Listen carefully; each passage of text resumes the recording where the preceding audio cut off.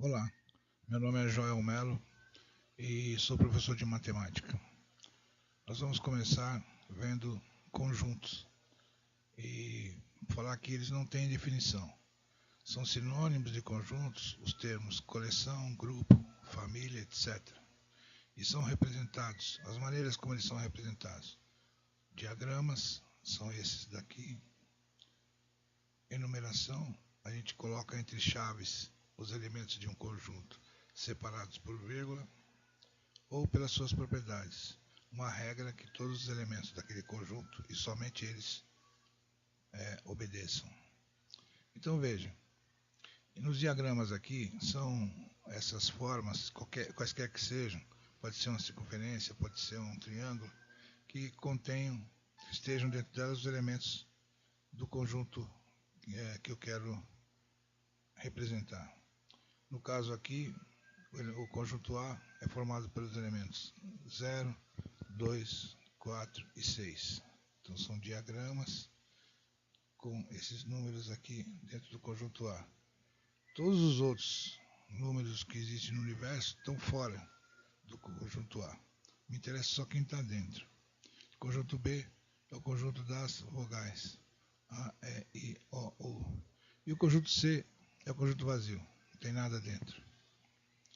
Uma outra maneira de representar um conjunto é pela enumeração. A gente coloca o nome do conjunto A igual e coloca os elementos separados por vírgula, 0, 2, 4, 6. E o B, A, E, I, O, U. E o C, igual a vazio ou essa letra φ maiúscula, letra grega, que também representa o conjunto vazio. Veja que é ou a chave sem nada dentro ou o φ. As duas coisas não pode. Propriedades. A. X tal que x seja par menor que 7. No caso aqui, representamos o A por uma lei. Todos esses números são pares e menores que 7. E só eles são pares e menores que 7. Aí o 3. O 3 é ímpar. E o 10. O 10 é par, mas é maior que 7. No B, x tal que x seja letra e vogal. São esses daqui. E no C, vazio, não tem nada dentro. Então, aqui é uma outra maneira de representar pelas propriedades. Vamos falar sobre pertinência. Para indicar que um elemento pertence a um conjunto, usamos o símbolo, esse E aqui meio arredondado, que se lê pertence. A negação, isto é, o não pertence, usa o mesmo símbolo cortado por uma barra. Aliás, na matemática, toda vez que a gente quiser negar o símbolo, a gente coloca uma barra por cima.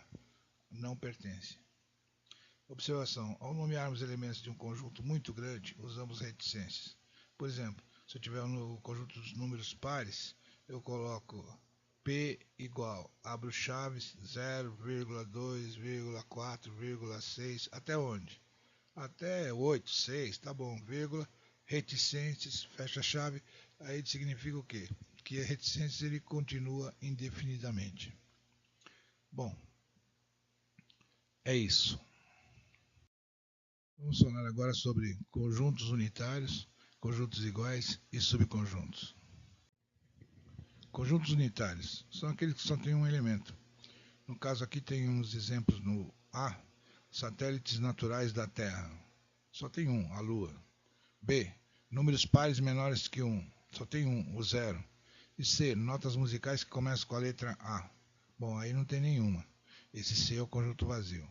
Porque as notas musicais, como nós estamos carecas de saber, Dó, Ré, Mi, Fá, Sol, Lá, Si. Todas começam com consoantes.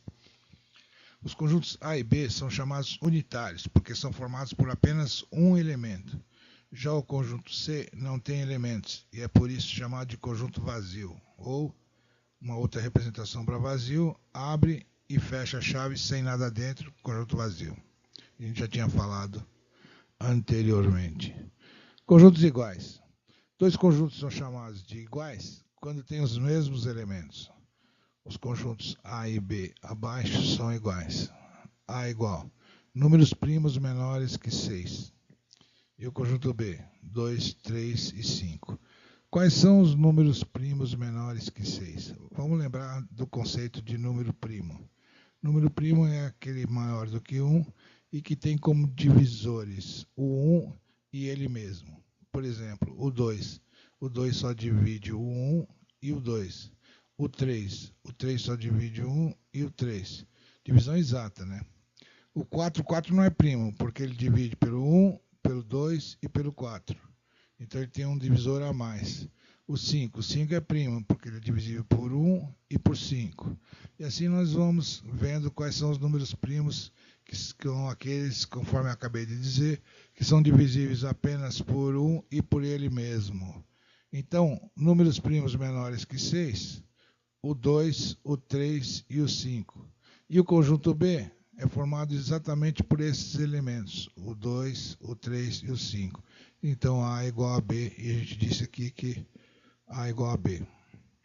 Quando são diferentes, como a gente mostrou lá em pertence, a gente tem o igual cortado, que é a negação do símbolo. O símbolo igual, cortado diferente. Não é o caso, aqui são iguais. Subconjuntos. Sejam os conjuntos A, 1, 2 e 3 e B, 1, 2, 3, 4. Podemos ver que todos os elementos de A também são elementos de B. E ainda tem o 4, que é só elemento de B. Então podemos observar que todos os elementos de A também o são dos conjuntos B. Neste caso, a gente diz que o conjunto A está contido no conjunto B. E a gente usa esse símbolo aqui, ó, A contido em B, ou A subconjunto de B. Quando a gente quer dizer que o B contém o A, porque nesse caso é isso que acontece. O B tem mais elementos do que A. Tem todos os elementos de A. Então B contém A. A gente inverte o símbolo, coloca ele assim, voltado para a boca do Czinho. B contém A. O conjunto A é chamado de subconjunto de B. E aqui uma observação importante. O conjunto vazio é subconjunto de todos os outros conjuntos.